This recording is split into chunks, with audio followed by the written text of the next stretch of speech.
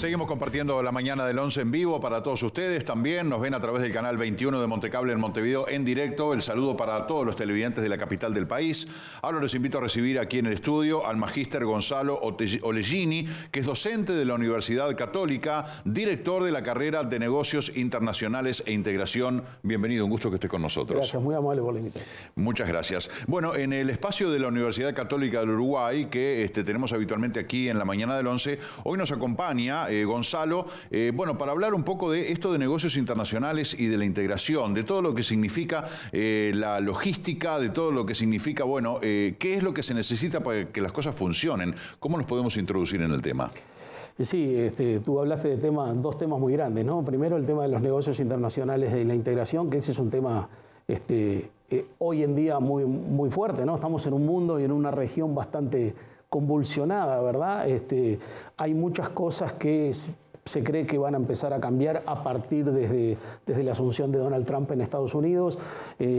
Esa visión un poco más proteccionista del mundo, de lo que era anteriormente, que bueno, uno dice, bueno, el Uruguay, que es un país de 3.200.000 personas, para nosotros una de las salidas más importantes es el comercio exterior, ¿verdad? Si eso empieza a tener un retroceso, para nosotros puede llegar a ser un impacto, ¿no? Pero también, en ese caso, también uno trata de buscar oportunidades, ¿no? Donde, a ver, en ese sentido, las alianzas con países quizás como China o con la propia Europa, que se queda un poco atrás en todo esto desde la asunción de Donald Trump para adelante, es cómo nosotros podemos posicionarnos y aprovechar en toda esta incertidumbre de tratar de obtener beneficios básicamente relacionados con el comercio exterior, que es una de las actividades que genera la existencia básica del Uruguay, ¿no? Sin embargo, hay muchas trabas para lo que es el comercio exterior. Es muy polémico el tema de los tratados de libre comercio, lo que sea por fuera del Mercosur, ampliar las cuotas de pronto de exportación que tenemos en algunos países nos cuesta un triunfo. ¿Cómo se explica eso? Sí, la negociación comercial es muy compleja de por sí. Igualmente nosotros estamos inmersos, todos lo tenemos claro, en un bloque de integración el cual no ha tenido una gimnasia negociadora, ¿verdad?, importante. El Mercosur por algunos momentos ha funcionado como un corset para el Uruguay, que como digo, volvemos al país pequeño de 3.200.000 personas, necesitamos los mercados externos. Y en el Mercosur muchas veces hemos quedado atrapados, ¿no?, principalmente del punto de vista operativo y del punto de vista reglamentario, ¿verdad? Desde el año 2000, cuando el Mercosur, a través de una cláusula, limita las negociaciones a que sean solamente en bloque, ahí el Uruguay pierde la cintura de una negociación bilateral, ¿no? Entonces, desde el 2000, estamos en el 2017, básicamente cuando uno mira los resultados de la negociación externa del Mercosur, son prácticamente exiguos y eso obviamente impacta en el Uruguay y el Uruguay sale a buscar esos nichitos como buscar aumentar, conseguir la posibilidad de ingresar a un mercado, por ejemplo, con cítricos o con la carne ovina, y ahí tratar de buscar más por el lado de lo que es algún certificado sanitario, reducir trámites de ese tipo, pero no hemos podido conseguir nada relacionado con una baja arancelaria o un aumento de cuotas directo, que eso se negocia o la Organización Mundial de Comercio, que está estancada, o a través de los tratados de libre comercio, ¿no? Son los dos caminos. Es un panorama complejo, ¿no? Porque por el lado de la OMC... Sí, la OMC... Somos pesimistas. La OMC, sí, para muchos está más muerta que viva. Va a ser muy difícil recomponer las negociaciones por el lado de la OMC, entonces nos quedan las otras, las bilaterales. Y en las negociaciones bilaterales... Cuando quisimos salir a negociar, el Mercosur dijo, no, si nosotros no. Si nosotros no, la única... A ver, creo que en las negociaciones igual estamos jugando todo el partido, o sea, todo el campeonato lo estamos jugando en un partido, que es las negociaciones con la Unión Europea, ¿no? Creo que esas negociaciones, si nosotros no llegamos a un resultado satisfactorio de acá a fin de año, principio del año que viene, difícilmente se terminen. Y si no se terminan, no tenemos un acuerdo. Y si no tenemos un acuerdo, creo que es un retroceso enorme. ¿Por qué? Porque uno dice, bueno, pero si no negocio, ¿por qué retroceso? Porque el resto de los países siguen negociando. Entonces, la posición estática te hace retroceder. En esto de la negociación comercial, estar parado es perder, no es no arriesgar, es perder porque el resto avanza, ¿no? Países como Chile, como México, como Colombia, como Perú, entonces los que terminamos quedando encerrados, ¿verdad?, en este mercado regional somos nosotros. Ahora, la Unión Europea que tiene un problema en sí misma, ¿no? Con el tema del Brexit y con la zona euro, y que países que quieren salir también de la Unión Europea, el viaje del presidente de la República, que está por estas horas en Europa y también por alguna zona de Asia, ¿estamos haciendo las cosas bien? O sea, ¿estamos haciendo todo lo que podemos hacer? A ver, partimos de la premisa de que sin el Mercosur es prácticamente imposible negociar nada, con lo cual la actividad que nosotros podamos hacer particular puede llegar a servir para cosas puntuales, ¿no? Pero donde vienen las negociaciones macro son las negociaciones Mercosur, ¿no? Por eso yo comentaba, la negociación macro hoy es con la Unión Europea. Ahí es donde estamos jugando gran parte del partido, un campeonato que lo definimos en un partido solo, que básicamente es negociar con la Unión Europea. Para ahí abrir un mercado, la Unión Europea tiene 500 millones de personas, ¿no? Obviamente que la Unión Europea también tiene sus inconvenientes, tú decías el Brexit. Quizás el tema del euro nosotros desde afuera lo vemos como algo más complejo. Para Europa no es de los temas quizás más complejos hoy en día. Uno obviamente que es el tema del Brexit y la posibilidad de contagio a otros países.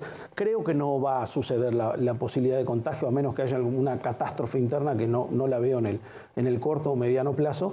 Y después tiene el tema de la inmigración, ¿no? Que ese también es un gran problema. Ese es un tema muy complejo para la Unión Europea, ¿no? Ese es un poco el orden de los problemas más importantes, ¿verdad? Hoy el Brexit y la inmigración. Y bueno, y también todo el tema electoral, ¿no? Europa va pasando por procesos electorales y lo que se va viendo, bueno, es viendo quiénes van llegando al poder, porque de ahí también va la sintonía política para manejar un bloque, ¿no? Entonces, en muchos países ha resurgido algunos nacionalismos que lo primero que están es en contra de la integración. Entonces, la Unión Europea también tiene que ir mirando cómo va esa situación a medida que pasan los procesos electorales, como pasó ahora en Francia, y el avance de Le Pen. Para los europeístas, que Le Pen avanzara era un riesgo. Entonces, bueno, ahora que en Francia hubo un avance de Le Pen, pero no ganó las elecciones, y ahora empieza a haber otras elecciones en otros países, y la Unión Europea tiene que ir monitoreando eso para tratar de que siga funcionando esa sintonía política que se ha podido llevar con gobiernos de diferentes ideas, pero no con visiones nacionalistas. O sea, en estos 50 años la Unión Europea no ha tenido gobiernos con una visión tan nacionalista, o por lo menos partidos políticos con una visión nacionalista y separatista, ¿verdad?, de la integración europea. Ahí empezaron los riesgos, ¿no? Bueno, lo que ha pasado con Alemania, lo que está pasando con España, que ahora el PSOE como que resurge y le hace un frente importante al PP, podría cambiar de vuelta las reglas del juego en uno de los principales países de Europa. A ver, tú decías el caso de España, pero en España igual el partido que accede al poder es europeísta, o sea, tiene una visión de la Unión Europea. España es un país que se ha beneficiado mucho, que ha aprovechado y ha crecido y se ha desarrollado en base a la Unión Europea también. Entonces, en España la clase política tiene bien claro que el camino es la Unión Europea. Y en Alemania la mayor parte de la clase política también. Donde generaban esas dudas, por ejemplo, era Francia, ¿no? Que Francia tuviera el efecto contagio con el Reino Unido, ¿no? Que no lo tuvo, independientemente del aumento de la votación de Le Pen, que básicamente 1 de cada 4 personas votó a Le Pen con una visión no europeísta. Es un tema, es una luz amarilla que se prende decir, a ver, 1 de cada 4 franceses votó a alguien que está en contra de la Unión Europea, ¿no? Gonzalo, si hablamos, bueno, el tema de la integración, que ya lo repasamos, el tema de negocios internacionales, los negocios con el exterior, el mercado global, cuando hablamos de la logística, que uno dice, bueno, ¿qué es logística? Bueno, logística es todo lo que se necesita para que algo funcione. Exacto, sí, la logística está muy relacionada con el tema de procesos, ¿no? Y cómo se hacen esos procesos, ¿no? Y en un mundo hoy tan competitivo, esos procesos tienen que serlo, por un tema también de costos, ¿no? Yo muchas veces pongo el caso, en algunos momentos, el Uruguay obviamente por su visión hacia el exterior, ¿verdad? De mirar hacia el exterior, el comercio exterior es una de las herramientas más importantes, se utiliza mucha logística ahí, ¿no? Y a veces se compara con la interna, ¿no? Nosotros tenemos una logística interna y externa, ¿no? Y yo pongo a veces el caso que, y a muchos les llama la atención, que a veces nos cuesta, por ejemplo, más caro traer una mercadería de Salto o Artigas a Montevideo que de China, que un contenedor de Montevideo a China, ¿no? O sea, ese mismo contenedor lo traigo de Salto, lo traigo de Artigas, y en algunos momentos que las variaciones de las tarifas de los fletes marítimos baja, termina siendo más barato hacer 15, 16 mil millas marítimas que hacer 500 kilómetros, ¿no? Absurdo total. Cuando uno lo mira a primera vista, obviamente que le encuentra un nivel de incongruencia total con lo que debería suceder, ¿no? Y ahí es donde creo que hay mucho trabajo para hacer en el Uruguay. Obviamente tenemos un componente que muchas veces complejiza, que es el precio del combustible, todo lo tenemos claro. Tenemos un costo, un piso demasiado elevado. Tenemos un piso demasiado elevado y también tenemos una estructura que a veces obviamente va llevando la mayoría del transporte en Uruguay por las distancias, históricamente terminó siendo un transporte carretero. Cuando uno sí empieza a comparar el carretero, lo compara con el tren y lo compara en el caso fluvial con lo que es las barcazas, empieza a hablar de 10 veces menos uno que el otro 10 veces menos que el otro, entonces obviamente estamos usando el sistema de transporte más caro que existe, ¿no? Creo que también las distancias nos ha llevado a eso, ¿no? Los países que tienen mayores distancias han buscado más rápido herramientas por una necesidad. Nosotros a veces la falta de necesidad nos llevó a esta situación de decir, el Uruguay tiene 600 kilómetros en su distancia más larga prácticamente, la logística va a ser muy simple. Y no, y ahora nos encontramos con una situación en la cual hay que cambiarla, ¿no? Desde ya, el tema de la red vial y de todo lo que es el tema de la comunicación terrestre en Uruguay tiene muchas materias pendientes, pero recién hablamos de un ejemplo que me parece muy interesante, que creo que es bien sintomático y que es bien de aquí, porque hablamos del tema del turismo de cruceros. Sí. Y lo que es el funcionamiento de la infraestructura en Uruguay, que deriva en costos altos y por consiguiente en perjuicio por la menor presencia de barcos aquí. Sí, a ver, estamos todos de acuerdo, obviamente, que el turismo de cruceros es una industria muy importante para el Uruguay, que ha venido creciendo, es verdad, que ha aumentado no solo la cantidad de frecuencias, sino que se ha aumentado en plazo. Que ataca algo, un mal endémico del Uruguay, que es el verano, ¿verdad? El enero, febrero, lo estival del turismo.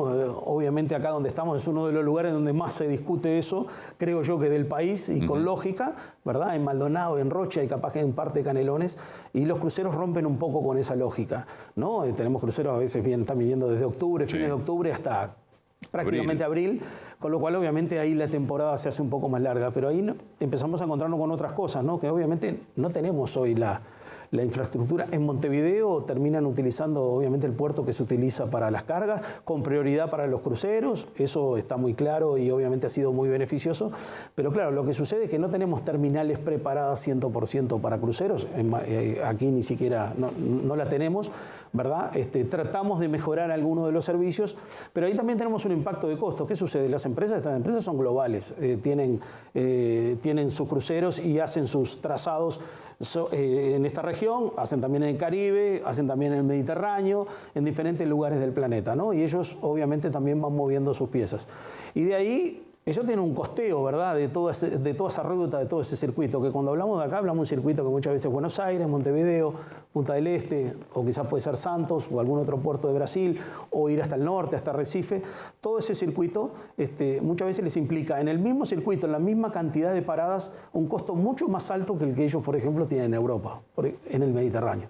Y eso impacta también en los usuarios, porque las empresas ese precio lo trasladan en lo que muchas veces vemos en formato de tasas, ¿no? Cuando dice, las tasas son tanto dinero. Entonces a veces pasa que el mismo circuito en Europa tiene una tasa de 100 euros y acá en el circuito regional a veces tiene 200, 300 y 400 dólares, ¿no? Independientemente de la conversión de uno a otro, estamos hablando de una cantidad muy superior. Y eso obviamente afecta el factor de decisor a la hora de las empresas para hacer la cantidad de circuitos, porque obviamente como impacta en el precio final del crucero, tiene menos demanda y si tiene menos demanda no ayuda a la expansión del sector, ¿no? Creo que esas son cosas que tendríamos que empezar a ver. Yo sé que en un momento acá en Punta del Este se discutió, después por diferentes motivos ese proyecto quedó un poco de lado, pero es algo que debería reflotarse y mirar ejemplos en otros lados, ¿no? Yo, por ejemplo, a mí me tocó vivir el desarrollo que tuvo, por ejemplo, el puerto de Barcelona, que terminó siendo una parte del puerto, una terminal exclusiva para cruceros, y empezó con un volumen de cruceros muy pequeño, y hoy básicamente Barcelona está recibiendo unos 7 cruceros por día durante todo el año, ¿no? Estamos hablando de unos 2, 3 millones de pasajeros anuales, ¿no? Solamente a través de los cruceros. Solamente a través de los cruceros. Y eso, a ver, hay un crecimiento, como dijimos, de toda la región, ¿no? Claro. Ahí hay que trabajar en conjunto varios países, varias ciudades, varios puertos, que los puertos muchas veces son empresas que manejan los puertos. Hay que sentarse, convenir con ellos, porque obviamente ese tipo de costos termina impactando en el precio final del crucero y obviamente en la demanda del mismo, ¿no? Desde luego. Sí.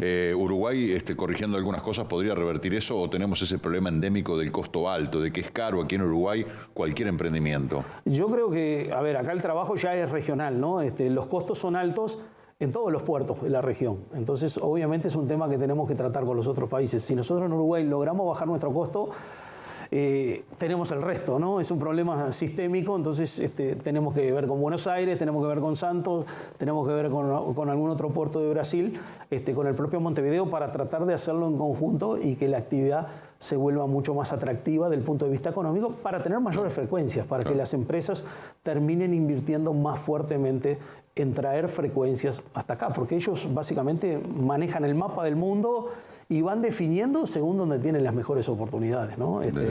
Tienen una visión más global del negocio. Hemos tenido aquí 100 y pico de escalas y hemos bajado a 90, más allá del tema factor climático, que cuando está feo los barcos directamente no pueden atracar porque no pueden bajar a los cruceristas. Exacto. Entonces tenemos que luchar lo ideal. Eso está relacionado con la terminal. Al no tener una terminal te permite que el crucero se acerque, a menos que haya una tormenta, que esté el puerto cerrado, ¿no?